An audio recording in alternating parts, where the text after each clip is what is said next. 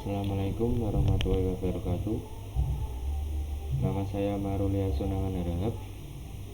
Saya dari kelas 12 TKJ 2. Saya ingin menjelaskan bagian prinsip kerja subscriber pada internet telepon. Subscriber adalah teknologi penghubung dari data digital melewati kabel yang digunakan dalam jarak dekat dari jaringan telepon. Biasanya kecepatan unduh dari DSL berkisar dari 120 kb sampai 24.000 kb, tergantung dari teknologi DSL tersebut. Kecepatan upload DSL lebih rendah dari download versi ADSL dan sama cepat untuk SDSL. Digital Subscriber Line atau DSL merupakan teknologi modem yang menggunakan jalur telepon yang sudah ada untuk menyalurkan data dengan bandwidth lebar seperti multimedia dan video. Salah satu contoh yang menggunakan DSL di Indonesia adalah PT Telkom, dulu bernama Spedi. Digital Subscriber Line atau DSL mempunyai 3 komponen penting, diantaranya 1. DSL Transceiver. DSL Transceiver terdiri dari High Pass Filter atau HPF dan Low Pass Filter atau LPF yang berfungsi memisahkan voiceband dengan band frekuensi yang lebih tinggi. Voiceband ditransmisikan ke jalur telepon pelanggan, sedangkan band frekuensi yang lebih tinggi digunakan untuk kecepatan data tinggi antar PC. 2. Filter digunakan untuk memisahkan jalur data dan jalur suara. Biasanya disediakan oleh ISP satu paket dengan DSL modem. DSLAM. DSLAM berfungsi menerima sinyal dari pelanggan DSL dan meneruskan ke backbone berkecepatan tinggi menggunakan teknik multiplexing.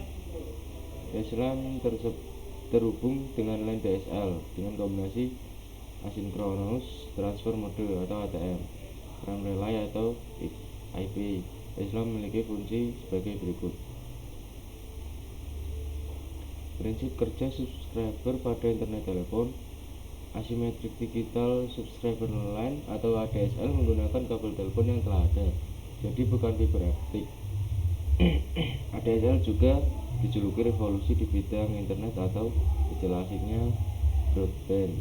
ADSL mampu mengirimkan data dengan kecepatan bit yang tinggi, berkisar antara 1,5 Mbps sampai 8 Mbps untuk arah downstream sentral pelanggan, dan antara 16 kbps sampai 640 kbps untuk arah upstream. Kemampuan transmisi ADSL inilah yang mampu mengirimkan layanan interaktif multimedia melalui jaringan akses tembaga. ADSL sendiri merupakan salah satu anggota dari DSL family. Teknologi XDSL sendiri mempunyai berbagai macam variasi. Peralatan di ujung pelanggan memerlukan sebuah modem DSL. Alat ini mengubah data dari sinyal digital yang digunakan oleh komputer menjadi sebuah sinyal voltase dalam jangkauan frekuensi yang sesuai dan kemudian disalurkan ke jalur telepon. Protokol dan konfigurasi. Banyak teknologi DSL menggunakan sebuah lapisan Asynchronous Transfer Mode agar dapat beradaptasi dengan sejumlah teknologi yang berbeda. Implementasi DSL dapat menciptakan jembatan jaringan atau perantaian dalam konfigurasi jembatan jaringan. Kelompok komputer pengguna terhubungkan ke subnet tunggal. Implementasi awal menggunakan DHCP untuk menyediakan detail jaringan seperti alamat IP kepada peralatan pengguna dengan autentikasi melalui alamat MAC atau memberikan nama host. Kemudian implementasi seringkali menggunakan PTP melalui Ethernet atau Asynchronous Transfer Mode, PPPoE atau PPPoA. DSL juga memiliki rasio Pembagian jaringan data yang layak dipertimbangkan pada saat memilih teknologi jalur lebar. Sekian penjelasan dari saya. Bila ada kesalahan saya mohon maaf. Assalamualaikum warahmatullahi wabarakatuh.